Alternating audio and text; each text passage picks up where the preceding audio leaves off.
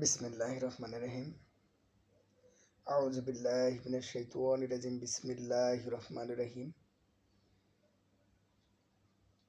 আমার প্রিয় মুহাম্মদ সাল্লাল্লাহু আলাইহি সাল্লামের একটি বাণী। তিনি বলেছেন, আল হুসাইন মিন্নি ওয়া আনা মিনাল হুসাইন, যে আমার থেকে হুসাইন, আমি হুসাইন থেকে। এই রহস্যময় একটি কথা, একটি হাদিস অত্যন্ত তাৎপর্যপূর্ণ, যা আলে মোহাম্মদ এবং মোহাম্মদ সাল্লাল্লাহু সাল্লামের বংশধরের মর্যাদার একটি দিক নির্দেশনা দেওয়া হয়েছে। অর্থাৎ হুসাইন মহানবী সাল্লাল্লাহু ইসলাম থেকে আগত এবং মহানবী সাল্লাল্লাহু ইসলাম হুসাইন থেকে আগত। যেমন রাসূল সাল্লাল্লাহু আলাইহি সাল্লাম বলেছিলেন যে আমি আর আলী একই নূরের দুটি খণ্ড। যেমন তিনি বলছেন যে আমি আলিউন নূরুন ওয়াহাদাতুন, আমি এবং আলী একই নূরের দুটি খণ্ড। অর্থই যে রাসূল সাল্লাল্লাহু আলাইহি সাল্লামের যে আমরা তার বংশধরকে যে রেসপেক্ট করব, এই বংশধর বলতে রাসূল সাল্লাল্লাহু আলাইহি সাল্লাম বুঝিয়েছেন যে মহানবী সাল্লাল্লাহু আলাইহি সাল্লাম নিজে এবং তার জামাতা এবং চাচাতো ভাই হযরত আলী রাদিয়াল্লাহু তাআলা আনহু এবং তার দুই সন্তান ইমাম হাসান এবং ইমাম হুসাইন রাদিয়াল্লাহু তাআলা এবং রাসূলুল্লাহ সাল্লামের প্রিয় সন্তান মা ফাতেমা রাদিয়াল্লাহু তাআলা আনহা, এই পাঁচজন তার বংশধর হিসেবে তিনি পরিচয় দিয়েছেন। তাই মহানবী সাল্লাল্লাহু আলাইহি সাল্লামের থেকে আলী এবং আলী রাদিয়াল্লাহু থেকে ইমাম হাসান এবং হুসাইন রাদিয়াল্লাহু থেকে যে বংশটা চলে যাচ্ছে, যেটা তাদের কাছ থেকে যারা বায়াত হয়ে মুসলমান হয়েছেন, এইভাবে চলমান রয়েছে এখন পর্যন্ত। যে যারা এই বায়াতের মাধ্যমে চলমান হয়ে মুসলমান হয়েছেন, তারাই তার বংশধর। এবং যারা ইমাম হাসান এবং হুসাইন, মাওলা আলী এবং মহানবী সাল্লাল্লাহু সাল্লামকে যারা মানেন, যারা অনুসরণ করেন, তারাই সুন্নি এবং তারাই হলো সত্যিকারের মুসলমান। কারবালার ময়দানে দুইটি দলে সমন্বয় হয়ে যে কারবালার প্রান্তরে যে সংঘাতটা হয়েছিল, হৃদয় বিদারক সংঘাত, এবং এই সংঘাতের মধ্য দিয়ে দুইটি দল হয়েছিল। একটা ইজিদের দল, আরেকটা ছিল ইমাম হুসাইন রাদিয়াল্লাহু তাআলার দল। সুতরাং মুসলমানদের থেকে এখানেই দুইটি ভাগ, একটা চলে গিয়েছেন ইজিদের দলের পক্ষে, আরেকটা হলো ইমাম হুসাইন রাদিয়াল্লাহু তাআলার পক্ষে। এখন আমাদের উচিত হবে যে ইমাম হুসাইন রাদিয়াল্লাহু তাআলা আনহুর দলে অন্তর্ভুক্ত হওয়া এবং তাদেরকে ভালোবাসা। তাদের ভালোবাসলে আল্লাহ আমাদের ভালোবাসবেন, রাসূল আমাদের ভালোবাসবেন। সুতরাং আমরা হুসেনি মুসলমান হতে চাই, ইয়াজিদের মুসলমান হতে চাই না। ইয়াজিদের যে জান্নাত, যে ব্যাখ্যা বিশ্লেষণ, যে যা দেখায়, যা বলে, সেটা আমরা চাই না। আমরা চাই ইমাম হুসেন রাদিয়াল্লাহু তাআলার যে আদর্শ, যে আমরা সত্যর কাছে মাথা নত করব, কিন্তু অন্যায়ের কাছে মাথা নত করব না।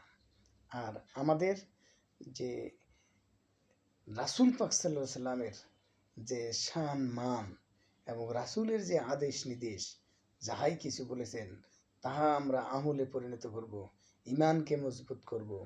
কিন্তু ইজিদের এবং আবু জেহেলের, মারওয়ান, তাদের অনুসারী আমরা হতে চাই না, তাদের মতাদর্শনে মুসলমান হতে চাই না, আবু সুফিয়ানের মতাদর্শনে মুসলমান হতে চাই না।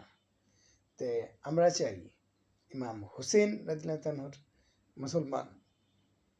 তো আমরা যে জিনিসটা বললাম সেটা হলো, যারা জান্নাতের সর্দার, যারা জান্নাতের যুবক, তাদেরকে ছেড়ে আমরা কাদের দলে যাব, কোন জান্নাতের দিকে যাব বলেন? যারা ইমাম হুসেনকে হত্যা করেছে তারাও নামাজের মধ্যে যায় তারা দরুদ পড়েছে যে আমি মুহাম্মদ সাল্লাল্লাহু আলাইহি সাল্লামের বংশের উপরে আল্লাহ তুমি রহমত করো। যারা তাকে শহীদ করলো তারা যে আবার নামাজে তারা বলতেছে আল্লাহ তুমি মহানবী সাল্লাল্লাহু আলাইহি সাল্লামের বংশের উপরে তুমি রহমত করো। তাহলে এটা কি একটা ভেলকিবাজি নয়?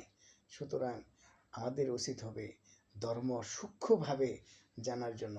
বর্তমানে একটা শ্রেণী লক্ষ্য করা যায় আর যারা রাসূলের সম্মান শুনলে তাদের মাথা নষ্ট হয়ে যায়।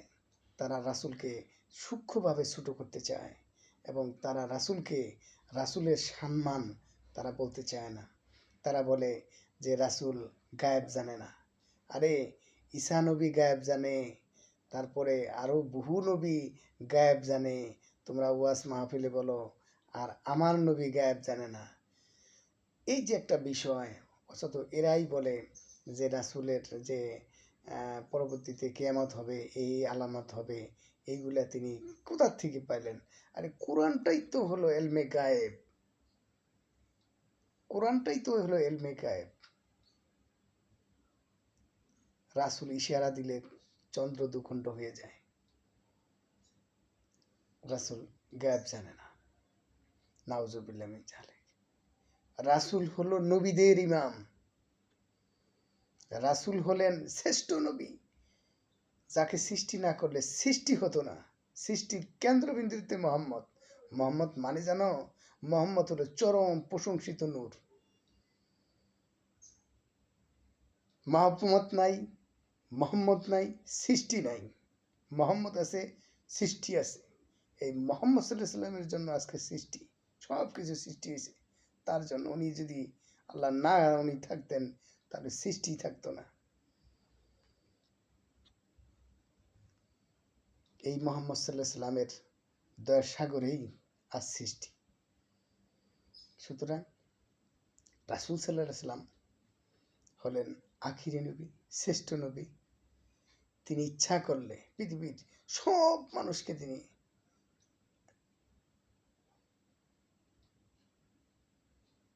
মাফ করে দিতে পারেন। তিনি চাইলে সব কিছু করতে পারেন, চন্দ্রকে ঘুরাই দিতে পারেন, সব কিছু করতে পারেন। আল্লাহ তাকে, তার দোস্তকে, তার বন্ধুকে দিয়েছেন। সুতরাং আমরা মুসলমান হবে হুসেনি মুসলমান, যে মুসলমান রাসূলকে ভালোবাসতে গেলে রাসূলের বংশকে ভালোবাসতে হবে এবং আহলে বায়াতকে বিশ্বাস করতে হবে। আপনি দেখেন যে ইমাম হুসেন রাদিয়াল্লাহু তাআলা থেকে যারা বায়াত গ্রহণ করেছে, সালমান ফার্সি থেকে বায়াত গ্রহণ করেছে, হযরত বিলাল থেকে বায়াত গ্রহণ করেছে, আবু বকর থেকে যারা গ্রহণ করেছে, ওসমান থেকে করেছে, তারপর হযরত আলী রাদিয়াল্লাহু তাআলা আনহু থেকে যারা বায়াত গ্রহণ করেছে, তাদের সিলসিলা ভিত্তি দেখেন সবারই মাজার আছে, সবার মাজার আছে, আপনি দেখেন। কিন্তু এই যারা এজিদপন্থী, আবু জাহেলের পুত্র মারওয়ান যারা আছে, এদের কিন্তু এই নেই, ওহাবি যারা, তাদের কিন্তু মাজার হবে না, তারা মাজার হয় না। তাদের যত শিক্ষিত হোক, যত বড় পোশাকওয়ালা হোক, তাদেরকে দেখেন তাদের 6 মাস না 15 দিন পরে দেখেন তাদের কবর ফুটা হয়ে গেছে, তাদের ভিতরে একটা মনে করেন যে তার অস্তিত্বই নেই। 6 মাস পরে যায় তার হারার ঢেঁচেরা কিছু নেই। অথচ এই পাগলগুলা যারা অলি কামেল হয়েছেন, এই পাগলগুলা যারা দুনিয়ার মোহ ত্যাগ করে যারা ধর্ম প্রচার করেছেন, যারা ইসলামের খেদমত করেছেন, তাদেরকে দেখেন লক্ষ লক্ষ কোটি কোটি বছর তারা যদি কবরে শুয়ে থাকে, তাদের একটা পশম পর্যন্ত মাটি খাওয়ার শক্তি নাই। যারা আল্লাহর আবেদ হয়েছে, আল্লাহর যারা বন্ধু হয়েছে, যারা উলি হয়েছেন, যারা নিজের নফসকে পবিত্র করতে পারছে, যারা বান্দা হিসেবে আল্লাহ স্বীকৃতি দিয়েছে, তাদের মাটি চুল পরিমাণ শক্তি নাই যে মাটি তাদেরকে গ্রাস করতে পারবে, পারবে না। এই জন্য পাগল হও আল্লাহর জন্য, পাগল হও নবীর জন্য, পাগল হও ইমাম হাসান হুসেনের জন্য, মাওলা আলীর জন্য, যারা জান্নাতের চাবি নিয়ে বসে আছে। তাদের কষ্ট দিয়া কোন জান্নাতে যাইতে চাও? আল্লাহ আমাদেরকে সবাইকে বোঝার জন্য তৌফিক দান করুন। ওমা আলাইনা ইল্লাল বালাক। আসসালামু আলাইকুম।